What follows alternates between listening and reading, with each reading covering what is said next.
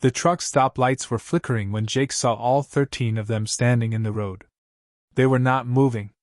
They were not talking. They were just standing there in the middle of Highway 95 in Nevada, blocking the road like dark shapes cut out of the night. Jake slammed his foot on the brakes. His 18-wheeler screamed as it slowed down. The tires burned against the pavement. Coffee spilled across his dashboard. The radio cut to static. The engine died. And every single one of the 13 figures slowly turned their heads toward him at the exact same time. Jake felt his heart stop. He was a trucker. He had driven across the United States for 15 years. He had seen snowstorms in Montana, dust storms in Arizona, tornado skies in Oklahoma. But he had never seen anything like this. The moonlight showed their faces. They looked pale, blank, like they were not fully there. Then one of them stepped forward. It was a little girl. She raised her hand and pointed straight at Jake's truck. And that was when the knocking started. Not outside. Inside. From the sleeper cabin behind him. 3 slow knocks. Jake did not breathe. Because he knew one thing for sure. He had locked that door. And he was alone. Or at least, he thought he was. 3 nights earlier, Jake had started his route in Portland, Oregon. It was a simple job. Drive electronics down to Phoenix, Arizona. Easy pay. Easy roads. Jake liked driving at night. The roads were quiet. The sky felt big and endless. He could think. He stopped at a small diner outside Eugene before hitting the long stretch of highway. That was where he met the old man. The old man sat alone at the counter. He wore a trucker hat that looked older than Jake's career. His coffee was cold, but he did not drink it. When Jake sat down, the old man looked at him and said, "You heading south?" Jake nodded. "Phoenix." The old man's face turned serious. "Watch the long road past Winnemucca," he said quietly. Jake laughed. "Why?" The old man leaned closer. "Because that road don't like drivers." Jake rolled his eyes. "The road doesn't like drivers? It keeps them." Jake smiled, thinking it was a joke. "You telling me a ghost story?" The old man didn't smile back. "I'm telling you about the 13. Jake waited. The old man lowered his voice even more. "They stand in the road. Late at night. Always 13. If you stop, they follow." Jake chuckled. "Follow where?" The old man looked at him with tired eyes. "Inside." Jake shook his head and finished his pie. Truckers loved stories. Half of them were nonsense. He had heard them all. Or so he thought. The drive from Oregon into Nevada was calm. The sun set behind the mountains in bright orange colors. The air grew cooler. The roads stretched forever. Jake turned on his favorite late-night radio show. The host talked about strange news and funny caller stories. At 11:47 p.m., the signal suddenly cut out. Static filled the cab. Jake tapped the radio. Nothing. He checked his phone. No signal. "That's weird," he muttered. The highway was empty. Not a single car in sight. That was when he saw the first shape in the distance. He thought it was a deer. Then he saw more. Standing in a line. Right in the middle of the road. 13 figures. Jake slowed down. As his headlights reached them, he felt cold air fill the cab. They were not moving. They were not blinking. They were just standing there. Different ages. A man in a suit. A teenage boy. An old woman. A little girl. All pale. All staring straight ahead. Jake's stomach tightened. "Okay," he whispered. "This isn't funny." He leaned on the horn. The loud blast echoed across the desert. None of them flinched. Jake's hands shook on the steering wheel. He remembered the old man's words. "If you stop, they follow." Jake made a choice. He pressed the gas. The truck roared forward. The figures did not run. They did not scream. They simply stood there. Jake closed his eyes for a split second and drove straight through them. There was no bump. No impact. No sound. Just cold. Ice-cold air rushing through him. When he opened his eyes, the road was empty. Completely empty. Jake's breathing was heavy. He looked in the mirrors. Nothing. No one behind him. He let out a nervous laugh. Just tired, he told himself. Just tired. He kept driving. But something felt wrong. The temperature inside the truck kept dropping. His breath became visible. The radio turned back on by itself. But it was not the late-night show. It was a whispering sound. Very quiet. Like many voices talking at once. Jake reached to turn it off. The knob fell off in his hand. The whispering grew louder. 13 voices. All speaking together. He could not understand the words. Then they stopped. At the same time. The cab went silent. Jake swallowed. He checked the back of the truck through the small window. Dark. Still. Empty. He told himself it was stress. Too much coffee. Too little sleep. He decided to pull over at the next truck stop. He needed a break. The truck stop near Winnemucca was almost empty. One gas pump worked. The building lights flickered. Jake parked under a light and stepped out. The desert air felt strange. Heavy. Like the night was watching him. Inside the truck stop, a young cashier named Tyler looked half asleep. Jake grabbed a bottle of water. You ever see people standing in the road out here? Jake asked casually. Tyler froze. What kind of people? Just people. Tyler slowly shook his head. I don't go outside after midnight. Jake forced a laugh. Why not? Tyler leaned closer. Because sometimes trucks pull in, and nobody gets out. Jake felt a chill. What do you mean? Tyler swallowed. They park. Engines off. Lights off. Doors locked. But when police come the next day, no driver inside. Jake stared at him. Tyler pointed toward the highway. They say those drivers saw something. Jake's throat felt dry. What? Tyler whispered. The 13. Jake dropped his water bottle. Back in his truck, Jake locked every door. He checked the sleeper cabin. Empty. He checked again. Still empty. He laughed nervously. See? Nothing. He lay down in the sleeper bed and closed his eyes. The truck rocked gently in the wind. After a while, he began to drift to sleep. That was when he heard footsteps. Soft. Slow. Circling the truck. Crunching gravel. Jake sat up. The footsteps stopped. He held his breath. Silence. Then, a knock. On the driver's side door. One knock. Jake didn't move. Another knock. 2. 3. Jake forced himself to look out the window. No one was there.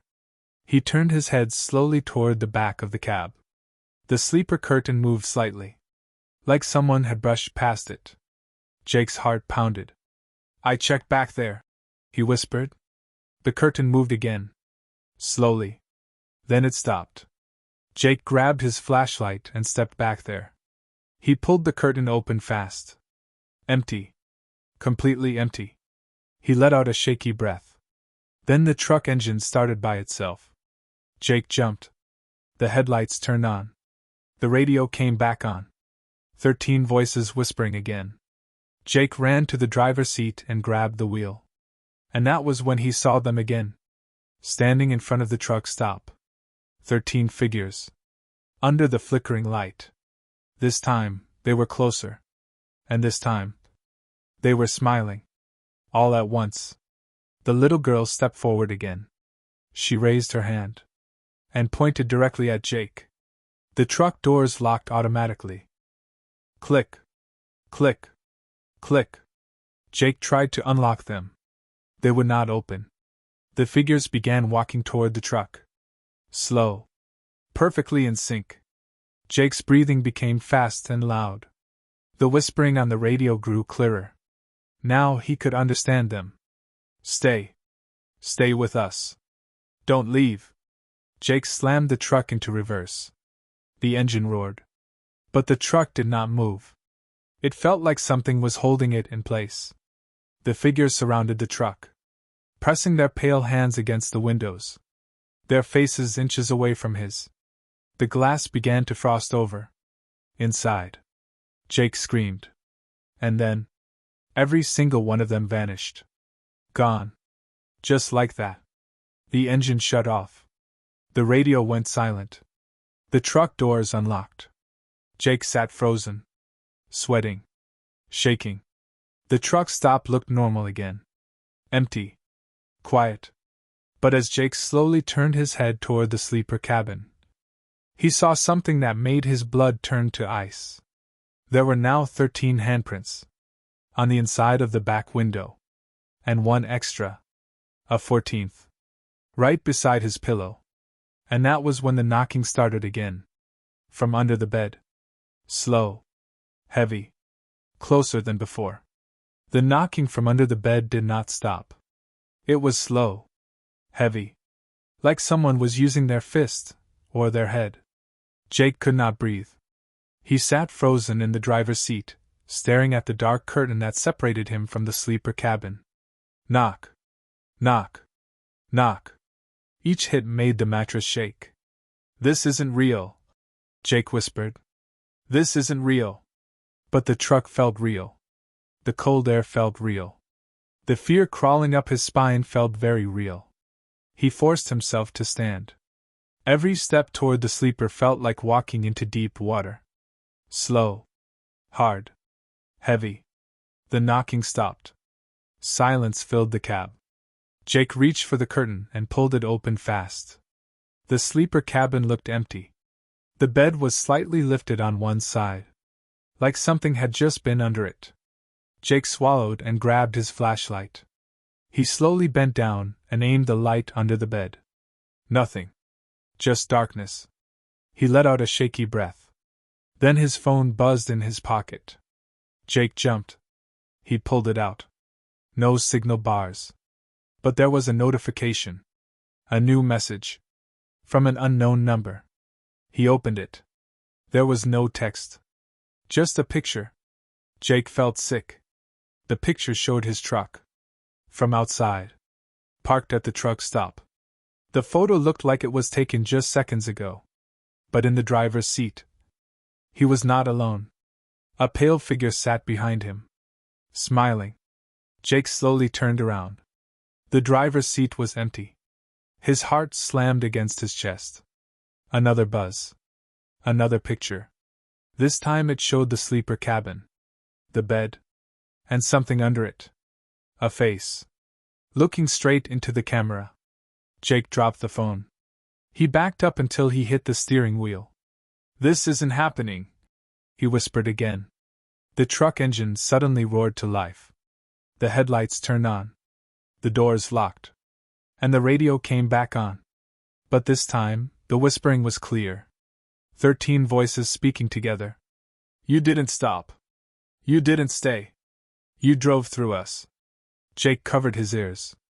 "Leave me alone!" The windshield began to frost again. But this time, words formed in the ice. "Stay." The truck began to move. Slowly. Forward.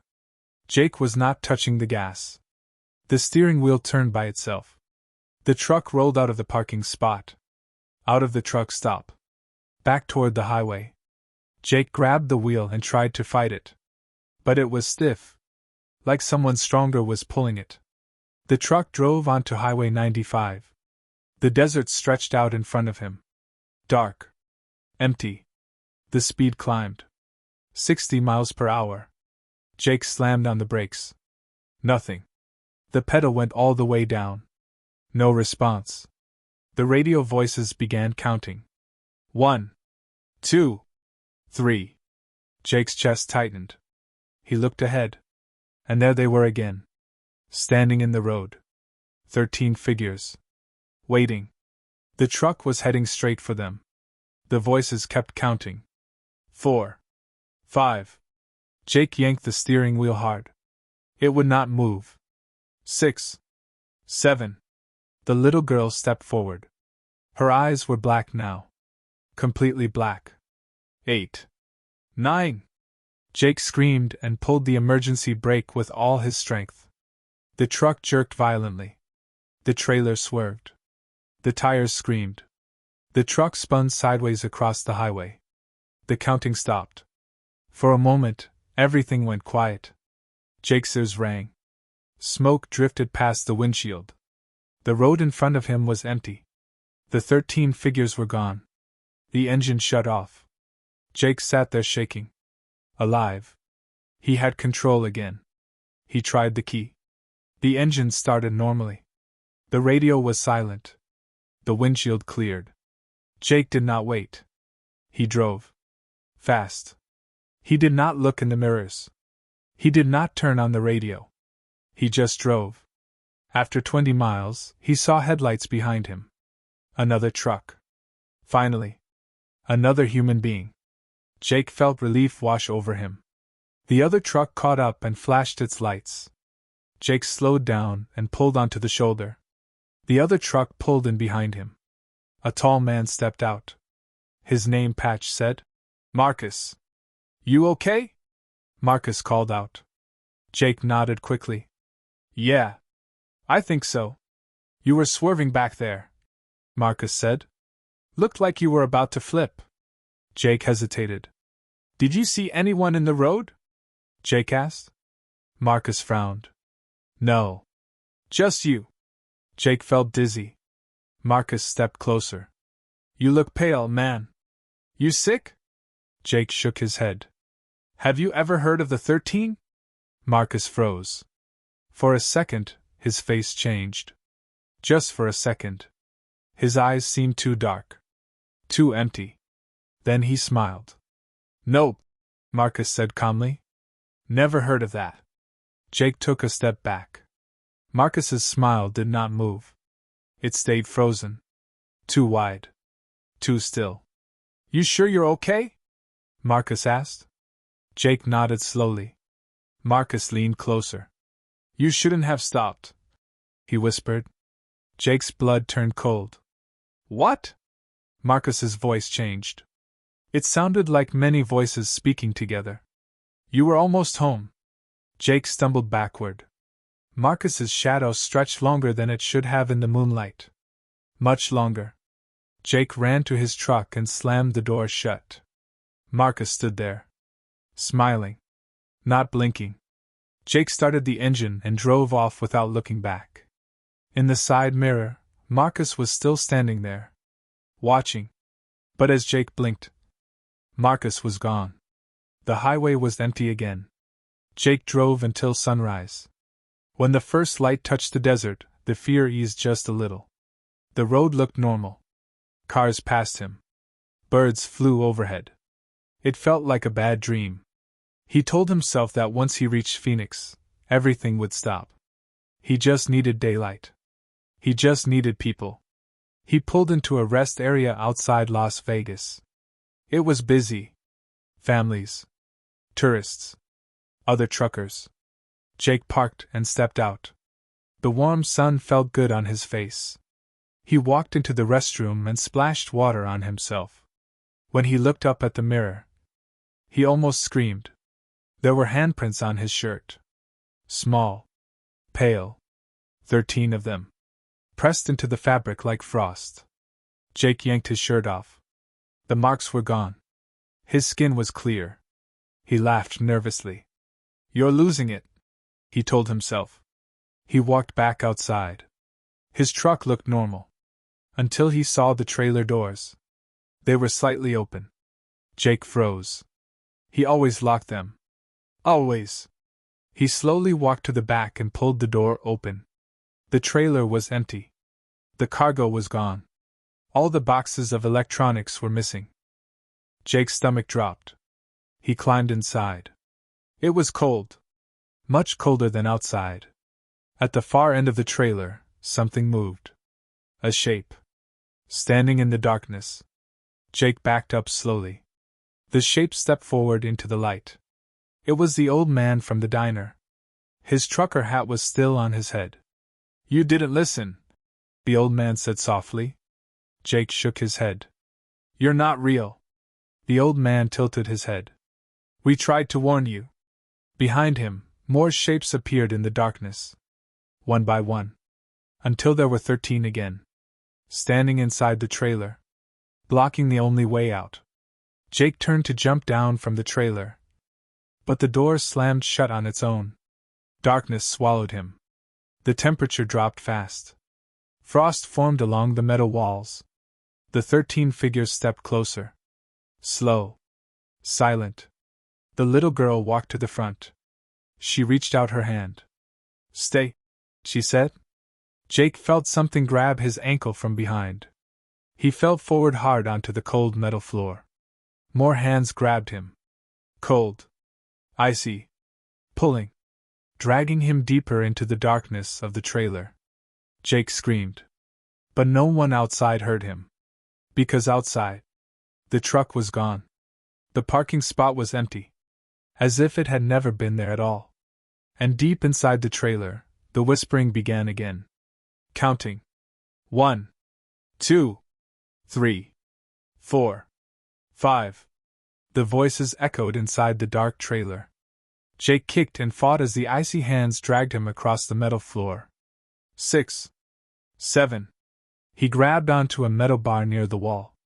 His fingers hurt from the cold. No! He screamed. Let me go!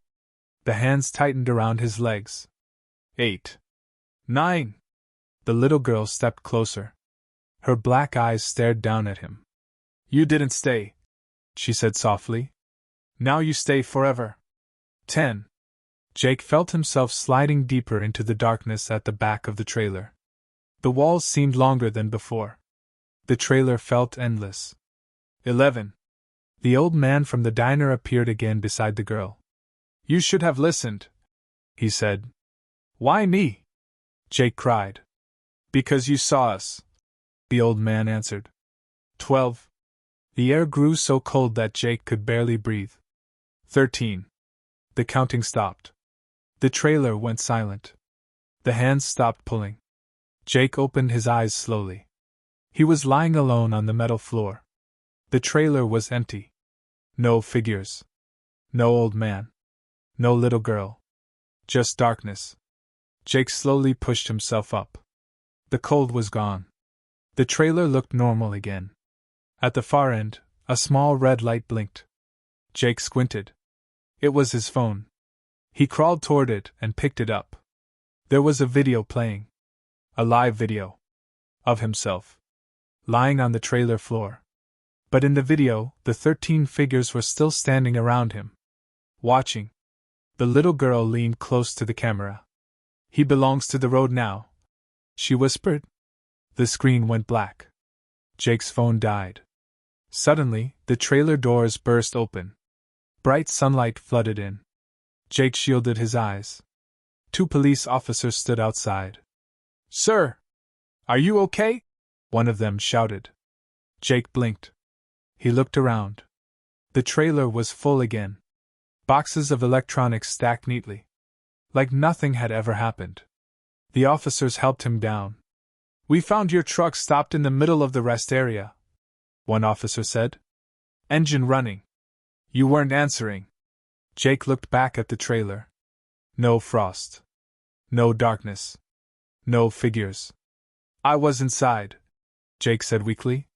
The officers exchanged looks. You were alone, the other officer said. Jake looked at his hands. They were shaking. Did you see anyone? He asked. The officers shook their heads. No one, they said. Jake nodded slowly. Maybe it was over. Maybe daylight had broken whatever followed him. The officers let him go after checking the truck. Jake drove the rest of the way to Phoenix. The sun stayed high. The roads were busy. Nothing strange happened. He delivered the cargo. Signed the papers. Finished the job. That night, he stayed at a motel instead of sleeping in his truck. He did not want to be near it. The room felt normal. Warm. Safe. He locked the door. Checked under the bed. Checked the bathroom. Nothing. Jake lay down and stared at the ceiling. Maybe it was stress. Maybe it was just stories in his head. He closed his eyes. Sleep came fast. Too fast. Jake woke up in darkness. But it was not the motel room. He was sitting in the driver's seat of his truck again. The engine was off. The road ahead was empty. Highway 95. Nevada desert. Jake's heart pounded. No, he whispered. He looked at the clock. 11:47 p.m. The same time as before. The radio turned on by itself. Static. Then whispering. He slowly looked ahead. In the distance, 13 figures stood in the road. Waiting. Jake's hands trembled. This isn't real, he said. The truck doors locked. Click. Click. Click. The little girl stepped forward. She looked different now. Less pale. More solid. She smiled. You can't leave, she said. Jake tried to start the engine. Nothing. The figures began walking toward him. Slow. Perfect. In sync. The old man walked beside her. Marcus the trucker appeared behind them. Tyler from the truck stop stood in the line too. Jake's eyes widened. They were all part of it. Every driver. Every person who had warned him. They were not warning him. They were recruiting him. The figures reached the truck. They pressed their hands against the windows. The glass frosted instantly. Jake felt the cold again. Stronger than ever. The little girl placed her hand on the windshield. Join us, she whispered. The glass cracked. A thin line spread across it. Jake closed his eyes and screamed. Then, silence. Jake opened his eyes slowly. He was back in the motel room. Morning light streamed through the window. He jumped up, breathing hard. He ran outside. His truck was parked in the lot. Normal. Quiet. Jake walked around it slowly. Everything looked fine. He opened the driver's door. Nothing unusual. He stepped inside. The cab smelled normal. He looked at the back window. There were no handprints. Jake let out a long breath. It was just a dream, he said. He almost believed it. Almost. Then he noticed something carved into the dashboard. It had not been there before. The words were scratched deep into the plastic. Stay with us. Jake's hands shook. He slowly sat down in the driver's seat. The radio turned on by itself. But there was no static. No whispering. Just one clear voice. The little girl's voice. Soft. Calm. We're not done. Jake's blood ran cold. Outside the truck, in the reflection of the side mirror, 13 figures stood behind him. Clear. Solid. Smiling. And this time, there was a 14th figure standing with them. A trucker. Wearing Jake's jacket. Looking exactly like him. The copy smiled wider. Jake slowly turned around in his seat. The back of the cab was empty. But the mirror still showed the figures. And the copy of himself raised its hand. And knocked 3 times on the inside of the glass. Knock. Knock. Knock.